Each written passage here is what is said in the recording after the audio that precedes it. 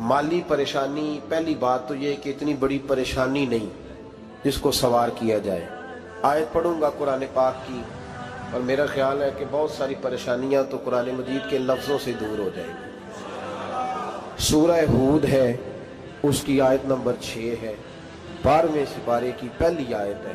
क्या अंदाज है और मेरे रब का कितना मन मोह लेने वाला और दिल को छू लेने वाला अंदाज है। रब करीम ने फरमाया वमा मिन दाब्बतिन फिल अर्द, फरमाया नहीं ज़मीन पर कोई भी ऐसा चलने वाला, ज़मीन पर कोई ऐसा नहीं जो चलता हो, इल्ला अलल्लाहि रिज़्कुहा, जिसका रिज़्क अल्लाह ने अपने ज़िम्मे न लिया हो। ज़मीन पे कोई चलने वाला ऐसा नहीं जिसके रिज़्क की जिम्मेदारी रब करीम की ना हो। ये जिम्मेदारी रिज़्क किसकी है? बोल के बताएं, बोल के किसकी जिम्मेदारी है जी? अल्लाह। देखिए गौर फरमाएं, यहाँ मुफस्सिरीन ने एक बात लिखी है इस आयत के तहत कि फरमाया जो ज़मीन पे चलने वाला है उसका रिज़्क अल्लाह के ज़िम्मे। फरमाते हैं कि ये अल्लाह ने हमारी अकल के मुताबिक हमसे बात की है, वरना आसमानों में जितनी मखलूक है रिज़्क उसका भी अल्लाह के ज़िम्मे ही है। यहाँ जो फिल अर्द के लफ्ज़ है ज़मीन पे, वो हमें समझाने के लिए कि तुमने तो सिर्फ ये दुनिया देखी है ना, तो जिसको तुमने देखा है वो सब खाते अल्लाह का दिया हुआ ही है। तो जो हमने देखा था रब करीम ने उसके मुताबिक हमें समझा दिया। फरमाया कुछ तो तुमने देखे ही नहीं, चलो उनकी तुमसे बात नहीं करते, पर जो तुमने देखे हैं उन सब का रिज़्क किसके ज़िम्मे है? अल्लाह के। मेरे रसूल करीम सैयद आलम सल्लल्लाहु ताला अलैहि वसल्लम कुरान मजीद की जब तर्जुमानी करते, वजाहत करते, तो महबूब पाक सल्लल्लाहु अलैहि वसल्लम भी कोई इश्काल रहने नहीं देते थे, कोई इश्काल नहीं रहने देते थे। मेरे महबूब करीम अलैहिस्सलातु सलाम ने फरमाया अल्लाह पे भरोसा रख के सवेरे निकल जाना रिज़्क की तलाश में। किस पे भरोसा रखना है? निकलना तुम्हारे जिम्मे है। ये ना कहना कि घर बैठूंगा तो यही आएगा, निकलना तुम्हारी जिम्मेदारी है। जितनी जिम्मेदारी है वो पूरी करना। अल्लाह पे भरोसा करके निकल जाना तुम्हारी जिम्मेदारी है। रब का जिम्मा है तुम्हें रिज़्क देना, वो जरूर तुम्हें रिज़्क पहुंचाएगा। या रसूल अल्लाह सल्लल्लाहु अलैहि वसल्लम किस तरह पहुंचेगा? तो जरा हुजूर के लफ्जों का हुस्न भी देखिए। नबी पाक सल्लल्लाहु अलैहि वसल्लम ने फरमाया जिस तरह मौत तुम्हें ढूंढ लेती है ना कि तुम कहां मौजूद हो, जब वक्त आता है तो इंसान पाकिस्तान में हो तब भी आ जाता है, जद्दा में हो तब भी आ जाता है, मक्का में हो या मदीना तैयबा में वक्त फिर भी आ जाता है। फरमाया जिस तरह मौत तुम जहां भी हो तुम तक पहुंच जाती है ना, इस तरह तुम्हारा रिज़्क भी तुम जहां मौजूद होते हो अल्लाह वहां पहुंचा देता है, पहुंचा देता है। तो या रसूल अल्लाह सल्लल्लाहु अलैहि वसल्लम किस अंदाज में? तो फरमाया निकल जाना तुम्हारी जिम्मेदारी है। फरमाया सवेरे परिंदे भी निकल जाते हैं और शाम को जब लौटते हैं तो अल्लाह उन्हें पेट भर के रोजी अता फरमाता है। हालांकि उनको नहीं पता होता हमारा कारखाना कहाँ है, हमने कहाँ जाके मजदूरी करनी है। उनको नहीं पता होता कि हमारा दफ्तर कहाँ है, हमने किस ऑफिस में बैठना है।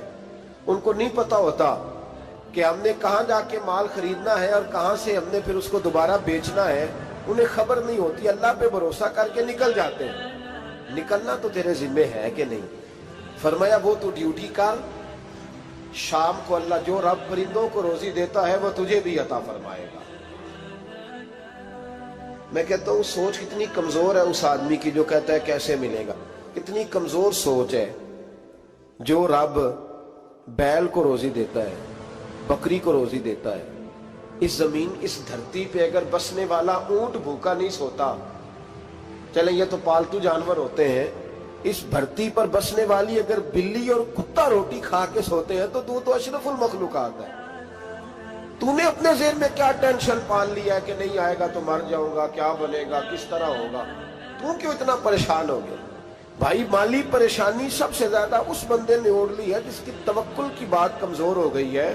तू सीधी तवज्जो अपने रब करीम की जानिब रख, सीधी तवज्जो अल्लाह की जानिब कर। रब फरमाते हैं जिम्मा तेरा नहीं, जिम्मा मेरा। लेकिन ना तनख्वाह एक आती है घर में, जब एक बच्चा होता है तो तब भी काम चलता है, जब अल्लाह 2 बच्चे दे दे फिर भी उस तनख्वाह से काम चलता है, जब 3 हो जाए फिर भी चलता है, जब 4 हो जाए नहीं। आप ना भी बोले तो बात तो सही है, बहरहाल काम फिर भी چلے اسی تنخواہ میں سے جب بندہ بڑے بیٹے کی شادی کر کے بہو بیاہ کے لے آئے تو پھر بھی کام چلتا ہے، اور جب اس بیٹے کو اللہ بچے عطا کر دے تو اسی گھر میں، اسی آنگن میں، اسی چھت کے نیچے کام چلتا ہے۔ تو پھر تو مان جانا کہ چلانے والا تو نہیں، چلانے والا کوئی اور ہے۔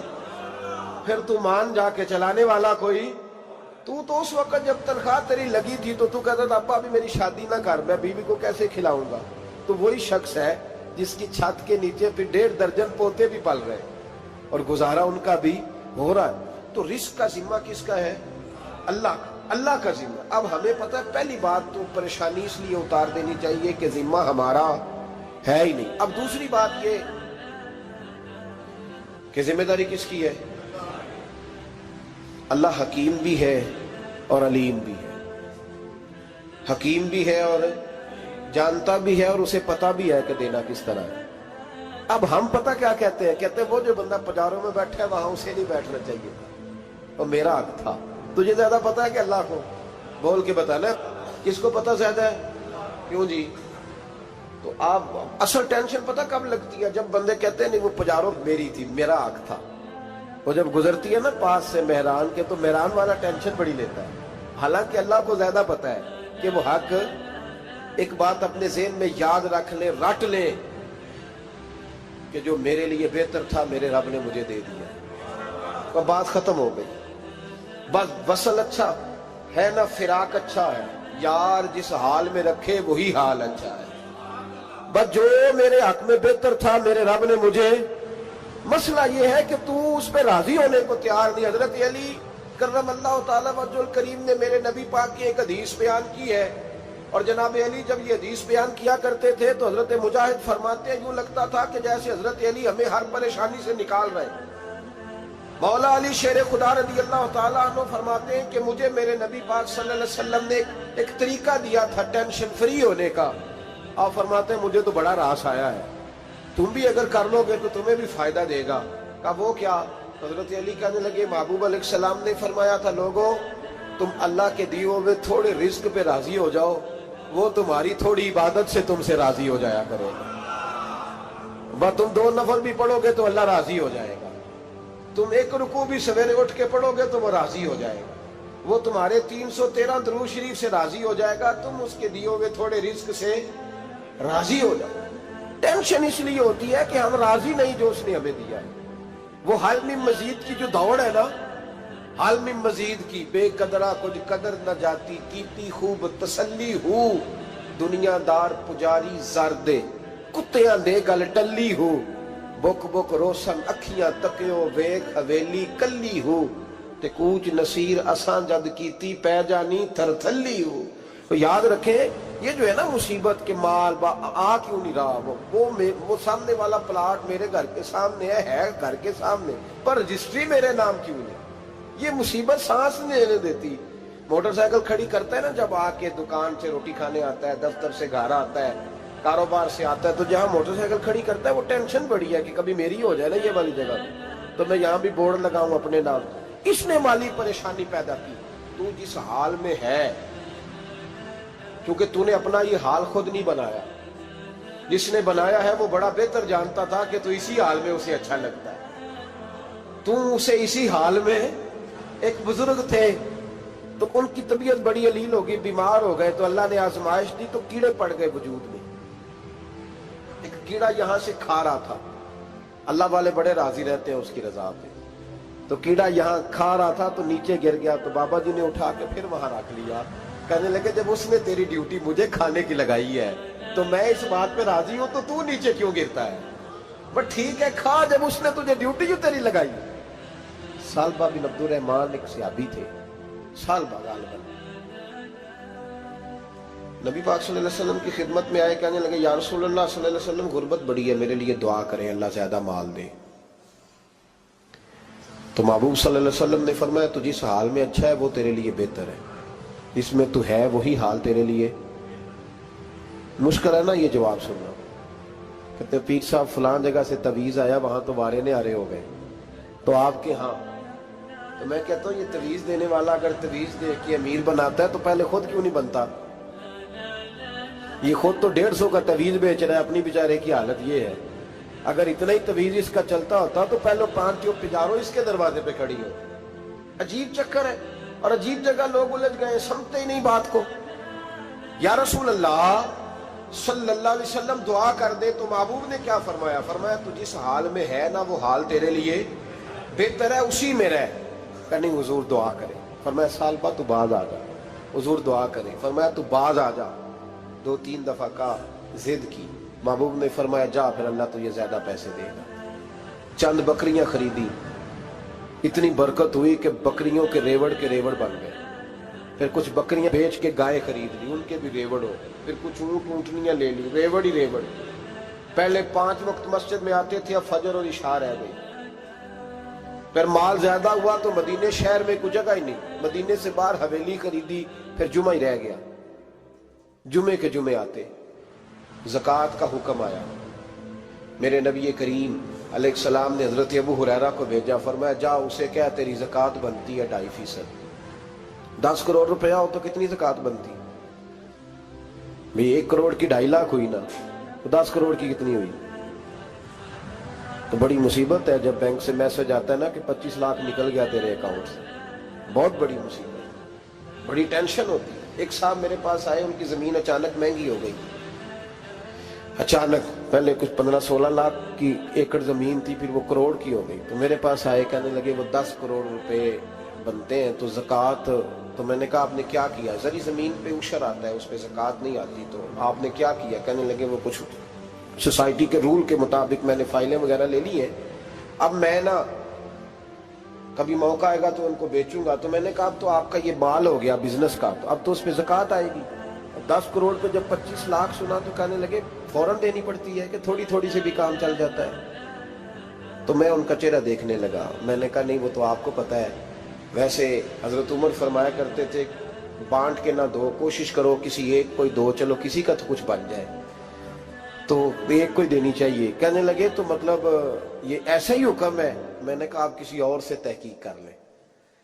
اب یہ بھائی لیتے وقت نہیں تجھے ٹینشن ہوئی کہ 15 لاکھ کا کروڑ ہو گیا تو اس وقت نہیں تو نے کہا کہ یا اللہ، تو یہ کیسی سوچ ہے مسلمان؟ کس طرح کا اس کا؟ ہمارے ہاں جب کسی آدمی پہ حالات خراب ہوتے ہیں نا تو سب سے پہلے وہ اس طرح کرتا ہے کہ جو میں کہیں اللہ کے رستے میں دیتا ہوں پہلے اسے بند کروں۔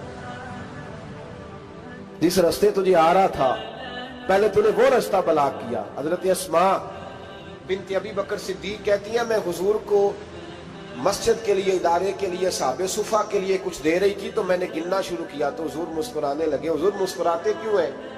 تو فرمانے لگی، محبوب فرمانے لگے اسماء اللہ کے رستے میں گن گن کے نہ دیا کر، ورنہ وہ بھی تجھے گن گن کے دے گا، تو اس کے رستے میں بے حساب دے وہ بھی تجھے بے حساب ہی عطا فرمائے۔ لیکن پہلے یہ والا پہلے دروازہ بند کرو، یہاں سے پیسے ختم ہو رہے ہیں، تو اس طرح کرنا بھائی۔ اس دفعہ سوٹ ذرا گرمیوں والے نہ خرید، لیکن جو تو اللہ کے رستے میں دے رہا ہے اسے دیتا رہے۔ لیکن ہم اپنا نقصان کرتے ہیں، زیادتی کرتے ہیں اپنے ساتھ۔ میں نے آپ کو پہلے بھی بتایا تھا پیار کی بولی ہے، پھر بولتا ہوں۔ ایک بڑے بڑے پیار والے دوست ہیں، ایک دفعہ مجھے کہنے لگے کہ آپ کئی دفعہ اعلان کرتے ہیں تو مجھے اچھا نہیں لگتا، اور آپ ادارہ بھی بہت زیادہ بننے والا ہے، بڑی چیزیں میں دیکھتا ہوں جو ہوں تو بڑا نظام اچھا ہو جائے، آپ دعا کریں اللہ مجھے پیسے دے تو میں بڑے سارے خرچ کروں گا اس کے رستے۔ تو میں نے کہا یا اللہ اسے 10 کروڑ دے، یہ 9.5 کروڑ تیرے رستے میں دے دے گا۔ تو وہ چپ کر گیا، جس طرح آپ نہیں کر گئے سارے، چپ کر گیا وہ بھی۔ اس نے کہا جی نہیں جی انشاءاللہ کریں گے۔ تو میں کیا پلیا جی تے دعا پہ ہوں دیا، ابھی تو وہ آئیں گے تو تب دیکھی جائے گی، تو تو یہیں اڑ گیا ہے۔ یعنی 9.5 کروڑ اللہ کے رستے میں خرچ کرنے کی دعا پہ بھی آمین کوئی نہیں کہتا کہ چلو آمین ہی کہہ دے۔ تو میں کہا تینوں تے 50 لاکھ بچتا سی پیا، لیکن تو اس سودے پہ تیار ہے۔ جب یہ سوچ ہوتی ہے، یہ غلط سوچ ہے، یہ بات تو اگر تے مسکرانے والی، لیکن یہ سوچ صحیح نہیں۔ حضرت عثمان غنی رضی اللہ تعالیٰ عنہ کہتے ہیں جس وقت نبی پاک صلی اللہ علیہ وسلم نے اعلان کیا نا جنگ کے موقع پر کہ 800 سپاہیوں کا خرچہ چاہیے، کہتے ہیں میرے پاس 600 کا تھا۔ یہاں ایک روایت میں حضور نے 1000 کا اعلان کیا تو میرے پاس 800 کا تھا۔ جب 2-3 دفعہ نبی پاک نے اعلان کیا تو کہتے ہیں میں نے کھڑے ہو کے کہا یا رسول اللہ پورا 800 میری طرف سے۔ कहते मैंने 200 सिपाही का खर्चा उधार उठाया, लेकिन पूरे 2 महीने नहीं गुजरे थे, रब करीम ने मुझे कई गुना करके पैसे वापस अता फरमा दिए। पर बात तो ये है कि तेरी वहां लौ लगी हो, तू तजारत करता है उन लोगों के साथ जो क्या दे सकते। तो सालबा के पास हुजूर ने पैगाम भेजा। पहले तो कहा तेरे लिए बेहतर नहीं माल, जब इसरार किया तो बड़ी बरकत हो गई, बड़ा आया तो फरमाया ज़कात दे, 2.5 ज़कात है। अब जब सोचा कि 5 ऊंटों पे एक बकरी जाएगी और बड़ा सारा मुझे देना पड़ेगा, अब जब गौर किया तो ये तो ना कहा कि मैं नहीं देता। हजरत अबू हुरैरा से कहने लगे नबी करीम अलैहिस्सलाम की खिदमत में अर्ज करना कि मैं खुद आऊंगा। हजरत अबू हुरैरा ने आके अर्ज की या रसूल अल्लाह सल्लल्लाहु ताला अलैहि वसल्लम, हुजूर वो कहते थे मैं खुद आऊंगा। तो कहते महबूब ने ठंडी सांस ली, फरमाया उसे कहा था कि तेरे लिए माल बेहतर नहीं, अब हलाक हो गया, हाय अफसोस हलाक हो गया। उनको भी थोड़ी देर के बाद एहसास हुआ कि ये मैंने क्या किया, नबी पाक को ही कह दिया नहीं है, हुजूर को कह दिया बाद में आऊंगा। अब दौड़े आए, अर्ज की हुजूर मैं सारा कुछ लेके आया हूं, कबूल कर ले। महबूब ने फरमाया गोया बिलाल हबशी की खुश्क खजूर भी कबूल है, और सुहैब रूमी एक अट्टी बान की लाए तो वो भी कबूल है, और अम्मार बिन यासर और मुसअब बिन उमैर अगर 2 दिनार दे जाए और कोई पुराना जोड़ा किसी सिपाही के लिए छोड़ जाए तो वो भी कबूल है, लेकिन तू अपना लाखों लेके चला जा, तेरा कोई नहीं कबूल, माफ कर दे। फरमाया जा माफ किया, पर पैसे लेके ना आना। अगले साल फिर आए, बंधे हुए हाथ है, महबूबा मैं दौलत का क्या करूंगा, आग लगानी है, कबूल कर ले। पर मैं तू ले जा, तेरा नहीं कबूल, गिरा जो उनकी निगाह से वो संभल नहीं सकता। हुजूर ने विसाले जाहिरी किया तो जनाब सिद्दीक अकबर के पास आए, लाखों का माल, अबू बकर कबूल कर लो। तो जनाब सिद्दीक अकबर कहने लगे उसका कर लो जिसका नबी ने नहीं किया, चल जा कोई नहीं चाहिए। हजरत उमर के जमाने में कहत पड़ गया, बारिशें नहीं होती, गल्ला नहीं मिलता, हालात खराब है, माली तौर पे बहरान आ गया, गुर्बतें, मजबूरियां, तकलीफें, आके रोए, उमर मेरा कबूल कर लो, मुझे माफी तो मिल गई थी ना। फरमाया माफी अपनी जगह पे, पर जिसका मुस्तफा ने कबूल नहीं किया। बहुत सारे लोगों को पता ही नहीं कि उनका कबूल ही नहीं हुआ, और वो उलझे हुए, उन्हें खबर ही नहीं कि असल बात क्या है। फरमाया जिसका मुस्तफा करीम ने कबूल नहीं किया, अब हीरे और जवाहरात भी लेके आए तो भूखे मरेंगे, पर उसका कबूल, उस बात पे राजी रहो, इस हाल में अल्लाह ने रखा हुआ, उस हाल में राजी रहो। जो मुसीबत है ना देखनी के वो भी मेरे पास, तुम्हें क्या पता, कभी पूछ तो सही उससे वो किस मुसीबत का शिकार है, जो माली तौर पे बड़ा अमीर है, तो उसकी तरफ देख के अपना दिल बुरा करता है। बस जिस हाल में रब ने रखा है उस हाल में रह। हजरत उस्मान गनी के जमाने में तो वो विसाल कर गए, लेकिन भाई तू जिस हाल में तेरा रब तुझे रखता है उस हाल में रह, तेरी माली परेशानियां खत्म हो जाएंगी। मैंने पहले भी शायद आपको एक दफा कहा था, मैं तालीम से फारग हुआ तो मेरे एक उस्ताद और मेरे कुछ दोस्त कहने लगे अफ्रीका आ जाएं आप, भाई बहुत बड़ा इदारा है, उसको चलाएं, उसको संभालें। तो मेरी वालदा से मैंने कहा, उस तबीयत होती है ना इंसान की, मेरा भी दिल लग गया। मेरी अम्मा पढ़ी नहीं थी, लेकिन अल्लाह ने दानाई बड़ी अता फरमाई थी, हिकमत बड़ी थी, सियानी बड़ी थी। तो मैंने कहा अम्मा जी तो मुझे साउथ अफ्रीका की दावत हो रही है, तो आप क्या कहती हैं? तो उठ के मेरे पास आ गए और मुझे उन्होंने अपने बाजुओं में ले लिया, फिर मेरा माथा चूमा, कहने लगी पुत्र मैं तो वाल भी ना पोट के देवा किसी, हमने दौलत का क्या करना, तो अल्लाह का नाम लेके कहीं बैठ जा, रब करीम रौन के लगा देगा, खैर हो जाए। तो मेरे भाई याद रखें, इन चीजों से थोड़ा सा देखें ना, कनात करें, जो अल्लाह ने दिया उस पर राजी हो जाए, अल्लाह बड़ा मेहरबान है, वो आसानियां कर दिया करता है। तो याद रखें मेरे रसूल करीम अलैहिस्सलाम ने एक तो हमें दर्स ये दिया है कि तू समझ जा, कुरान ने हमें बताया है कि रोजी तेरी जिम्मेदारी नहीं, रोजी किसकी जिम्मेदारी है?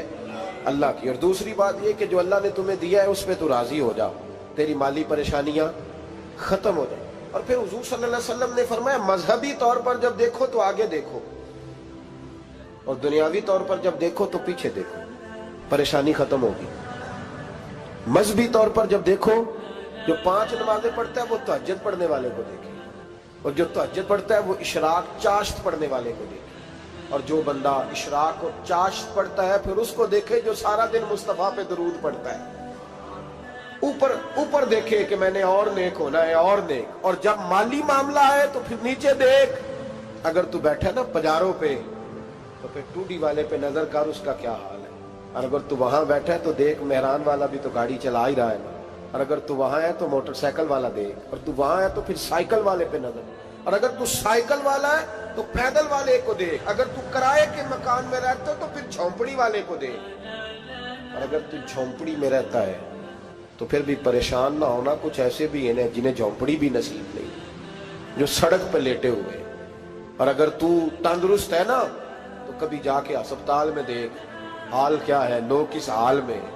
तो हम शुक्र नहीं अदा करते, उसका नुकसान क्या होता है, नेमतें चली जाती हैं। अल्लाह फरमाते लाइन शकर तुम लाज़ीदन्नकुम, तो शुक्र अदा कर, मैं नेमतों में इजाफा कर दूंगा। तो भाई माली परेशानी का तीसरा सबब यह है कि हम देखते हैं माली तौर पर ऊपर, तो फिर हमें तबीयत बिगड़ती है। और फिर माली परेशानियों के कुछ और असबाब भी हैं। इमाम शाफी फरमाते हैं जिन घरों में लोग फजर की नमाज के वक्त सोए होते हैं उन घरों में रिस्क नहीं आता। आप फरमाते हैं फजर का वक्त अल्लाह के देने का वक्त है, उस वक्त अल्लाह बांटता है।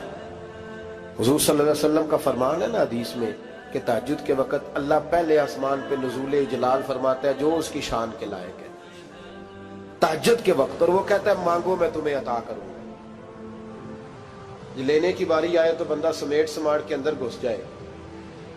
हमारे यहाँ ये होता है कि इशा के बाद बच्चे बैठते हैं मोबाइल लेके, तहज्जुद का वक्त आता है तो उनकी आंखें बंद होनी शुरू होती। तो लेने के वक्त तो तू सोया था, तेरा मसला कैसे हल होगा भाई। जब कोई आदमी खैरात बांट रहा हो तो जो प्याला पीछे कर ले उसे मिलेगा। कहते उस वक्त आना जब मैं बांट रहा था, अब तू किधर आ गया है। मिसाल दे रहा हूं, तो फजर का वक्त मांगने का है, तो सारी रात तो गुजर गई गेमें खेलते टीवी देखते, और जो लेने का वक्त था तू सो गया, तो कैसे आएगा तेरे पास। तो उठे सवेरे बंदों से मांग के देख लिया, बड़ी इज्जतें खराब हुई। फजर का वक्त उठ के झोली फैलाए। मेरे रसूल पाक अलैहि सलाम फरमाते हैं, रब फरमाते हैं जब बंदे मेरे आगे झोली फैलाते हैं मुझे शर्म आती है